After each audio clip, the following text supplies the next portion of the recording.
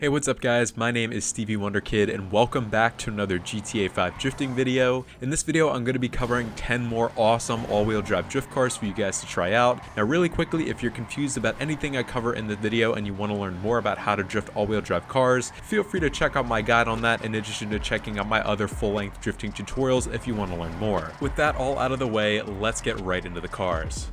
Alrighty, so first off we have the most recent addition to this list, the new Karen Boar. Now although this car is pretty sluggish and generally very laggy, it still handles a lot of angle when drifting and feels pretty smooth in my opinion. Now the mid-drive speed boost in this car isn't the easiest to repeat because this car does lack torque, but it still gives you enough of a kick to keep the Boar going through those longer drifts, surprisingly enough. In my opinion, it's definitely worth the high cost considering that this car is great for drifting and also has some cool customization to back it up. Next up we have the Obey Omnis. This is an extremely agile and generally very fun drift car. It is pretty twitchy and snappy because more power is going to the front wheels and the car does have a pretty short wheelbase, but despite those things it's actually surprisingly very controllable and consistent to drift. It's got great power because it's got a torquey engine which translates to a pretty strong and repeatable mid-drive speed boost, and in my opinion it's definitely worth the money. Although it does lack customization, in my opinion it's still great and really fun for gymkhana style drifting and rallying too. Next up we have the Ocelot Penetrator. Overall this car is extremely smooth because it's got a longer wheelbase and it's got a consistent mid-drive speed boost too. This car can be a little unforgiving because the engine's mounted at the back of the car, so it's a little bit more prone to oversteer. Now this car does have a semi-strong and consistent mid-drive speed boost that will help keep the car sideways in longer drifts, but you will need to pair that with a little bit more work in steering inputs to keep the car sliding. Now in my opinion it's not badly priced considering that it's a really unique car, however it doesn't offer much in terms of customization or performance. So if you like the look of this car and you want to try to drift it, I think it's worth picking up. Otherwise you could check out other cars that I'm going to cover in this video.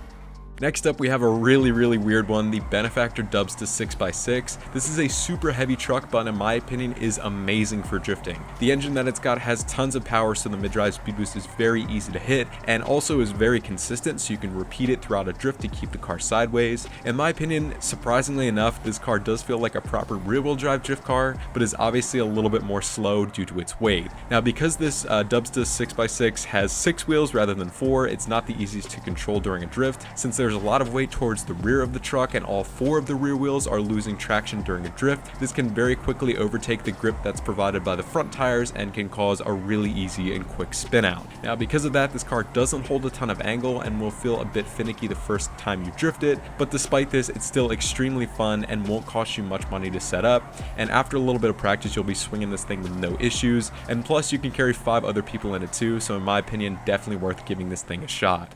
Next up we have the Bravado Bison. This is a really commonly overlooked truck, but in my opinion still swings pretty nice. Now this truck is pretty sluggish, so it will take some work for you to get and keep sideways in the first place. This car does have a mid-drive speed boost, but in my opinion really isn't that effective at all because the truck is so heavy, so it very quickly reaches its limit in terms of speed. To higher speed drifts, this thing really won't be able to handle them because the car just doesn't have enough power to keep the car sliding. But for lower speed, tighter drifts where the truck's momentum can help a bit more, it is great and very smooth and easy to drift with. Now this truck is really cheap to buy and modify, plus you can also carry 5 other friends in it, so in my opinion it's a pretty fun all-wheel drive drifter, all things considered. And next up we have a very close relative to the Bravado Bison, the Vapid Saddler, and if you like smooth and slow drift cars, this is definitely one for you. Now the Saddler is an extremely heavy truck with very little traction to begin with, so with low grip tires equipped it feels like you're driving this thing on ice. It's very easy to get this car sideways, but it's tough to get used to the amount of angle that the truck has. Because the truck is almost constantly drifting all the time, it's really hard to figure out when you're about to fully spin out, kind of hard to gauge when the car is at its limit of grip. In addition to that, the car doesn't really have much response in terms of steering, so you will have to work the throttle a bit in addition to steering pretty aggressively to help keep the car controlled when you're drifting. The mid-drive speed boost is decent, but because the truck is so slow, as we saw with the Bison previously, it's really not suited to higher speed drifting like some other cars we've already covered. However, this car is still pretty fun to drift and is super cheap to buy and modify, so definitely worth giving it a shot. Next up, we have the Ocelot Virtue. This is probably one of the wildest drift cars that I've ever tried out, mainly because it's electric and has an insane amount of torque. It's very easy to get sideways in the first place, but is extremely snappy because the powertrain is mounted at the back of the car. Because of that, it's pretty hard to keep sideways without a lot of finesse. You will need to work a lot on the throttle to control it because the car will immediately kick out because of that electric torque, but you will also need to use both the normal brakes and the handbrake pretty consistently to keep a sustained drift without just instantly spinning out. Now, playing through the DAX missions will enable you to get this car for free, which is great. Otherwise, this thing is super expensive to buy. Either way, I think this car is an absolute blast to drive and drift. It's super challenging to get used to, but ultimately very rewarding once you learn it.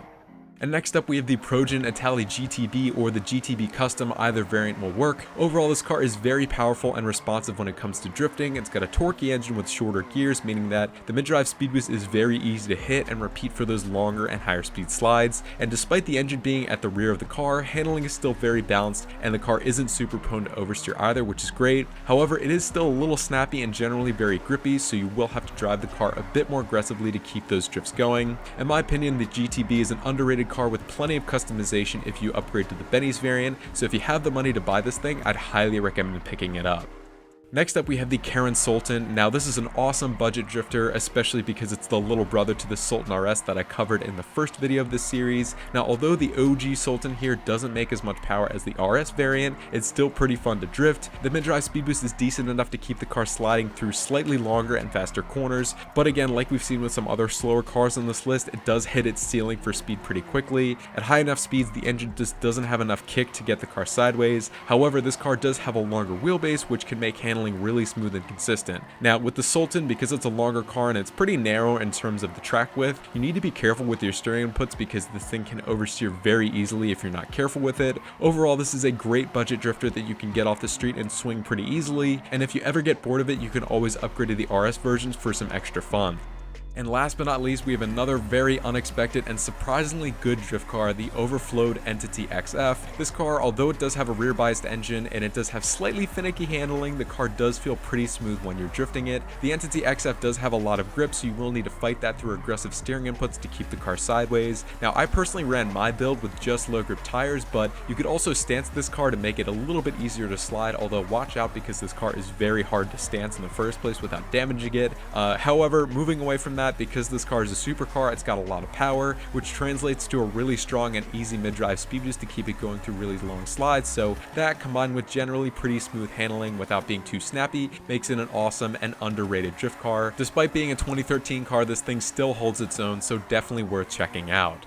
And that will wrap up my video covering some more awesome all-wheel drive drift cars in GTA 5. Hopefully I was able to chug through all of the ones that you guys suggested to me. I've also tested quite a few cars since I made the first video, so I hope this was a pretty helpful follow-up and showed you guys some more awesome cars you can try out. If you guys like what you see, feel free to leave a like on this video, leave any feedback in the comments, and also do consider subscribing to the channel. It goes a long way in helping me out and keeping me motivated to make drifting content for you guys. With all that said, thank you guys so much for watching and have an amazing day.